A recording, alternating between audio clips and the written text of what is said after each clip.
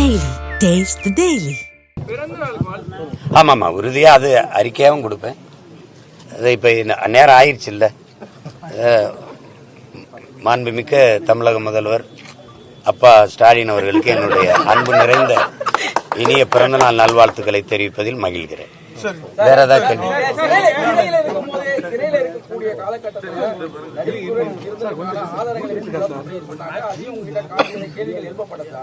சிறையில் இருக்கும்போது எப்படி நடிகையோட சிறையில இருக்கும் போதெல்லாம் யார் அப்படி இருக்கக்கூடிய அலைபேசியே இருக்காது, ஒண்ணு இருக்காது.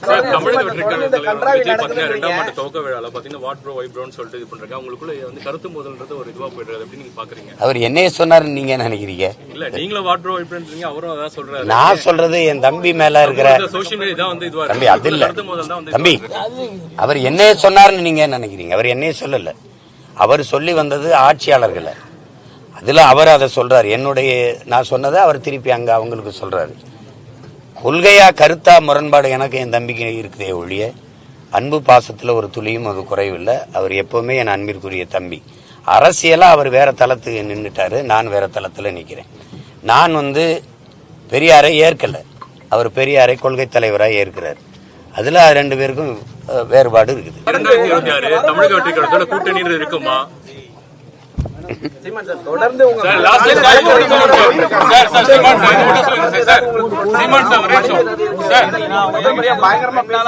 இல்ல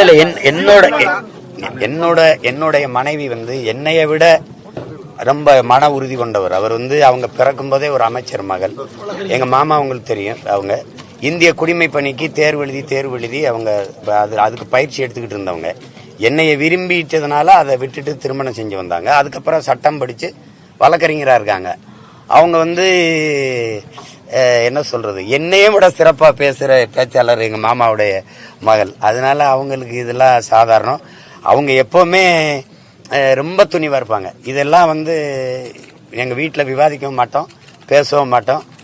எங்க பிள்ளைகள் எங்க குடும்பத்தில் இருக்க யாரும் இது குறித்து கேட்க மாட்டாங்க, பேசவும் மாட்டாங்க.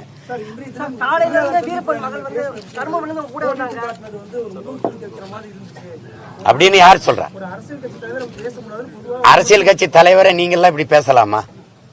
ஒரு அரசியல் கட்சி தலைவரை, மக்களால் நேசிக்கப்படக்கூடிய இவ்வளவு பேரு மதிக்கக்கூடிய ஒரு தலைவரை நீங்க எல்லாம் இப்படி பேசலாமா? இப்படி நடத்தலாமா? அதனால நீங்க என்ன மதிச்சீங்க?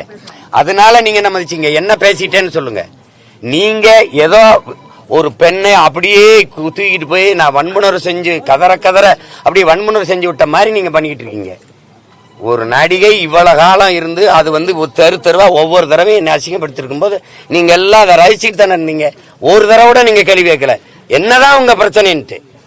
திருமணம் ஆயிருச்சு, குழந்தைகள் ஆயிருச்சு, இவ்வளவு பெரிய மக்கள் முன்னாடி தினம் பேச்சுக்க ஒரு மகனை, ஒவ்வொரு மக்களுக்கு பிரச்சனைகளும் நிக்கிறவன நீ இப்படி தினம் கவலைப்படுத்திருக்கீங்க யாரும் கேட்கல. நீ விரும்பி தானே நீங்க உற வச்சுக்கிட்டீங்க. அப்புறம் எங்க அதுக்கு என்ன பிரச்சனை? அதுல பிடிக்கல, பிரிஞ்சு போயிட்டீங்க. 15 வருஷம் ஆயிருச்சு, எனக்கு கல்யாணம் ஆகி 14 வருஷம் ஆயிருச்சு. இதை யாரும் கேள்வி வைக்க மாட்டீங்க. உங்களுக்கு இதுல முகம் சுளிக்க வந்துருது. அந்த முகத்தை ஒரு தடவை காட்டுங்க, எப்படி இருக்குன்னு பாப்போம். அப்ப 15 வருஷமா என்னை பழி போட்டு அவமானப்படுத்துறீங்க. கோதரி திங்கிரியல எல்லாரும் என்னை என் குடும்பத்தை, என் பிள்ளைகளை, என் மயன் பெரியவனுக்கெல்லாம் நல்லா விவரம் தெரிஞ்சிருச்சு. இதெல்லாம் அவன் பார்த்தானா, அவன் நண்பர்கள் பார்த்தா என்ன ஆவாங்க? அதுல உங்களுக்கு முகம் சுளிக்க மாட்டேங்குது. கேவலப்படுற, அவமானப்படுற சீமானவன் குடும்பம், அவன் பிள்ளைகள்னா என்னை சுத்தி நிக்கிற இந்த என் மகன் நிக்கிறா. இவன் என்ன நினைப்பா என்னைய? அதெல்லாம் உங்களுக்கு அவமானமா இல்லையே, கேவலமா இல்லையே? அந்த முகத்தை ஒரு தடவை காட்டு பார்ப்போம் எப்படி இருக்குன்னு. அதே என்னைய சொல்லும் போது சிரிக்குது முகம், நாங்க எங்க ஆதங்கத்தை சொல்லும் போது அப்படி சுளிக்குது. என்னையா உனக்கு வந்துருச்சு? இந்த திமுக இருக்க ஒரு தலைவன் இத பத்தி பேச தகுதியோட இருக்குன்னு சொல்றான். ஒருத்தன் சொல்றா பாப்போம். ஒரு தலைவன்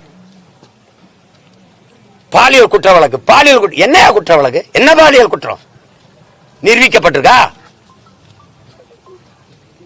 விரும்பி உற வச்சுக்கிட்டு போனவன் அவ சேட்டை பண்ணிட்டு அலையக்கூடாது. முகம் சொல்லிச்சா சுழிச்சுக்கிட்டு எனக்கு என்ன? எவன் சொல்றான்? காலங்காலம் அதை பேச்சு இருக்கிறவன். இந்த திமுக அல்லக்கை பயில இந்த வாடகை வாய் நாய் பேசிட்டு வேற பேசுவான். பாதகம் செய்பவரை கண்டால் நாம் பயம் கொள்ளலாகாது பாப்பா. மோதி மிதித்து விடு பாப்பா, அவர் முகத்தில் உமிழ்ந்து விடு பாப்பா. அண்மை செய்திகளை உடனுக்குடன் தெரிந்து கொள்ள இணைந்திருங்கள் எம் நாடு தொலைக்காட்சியுடன்.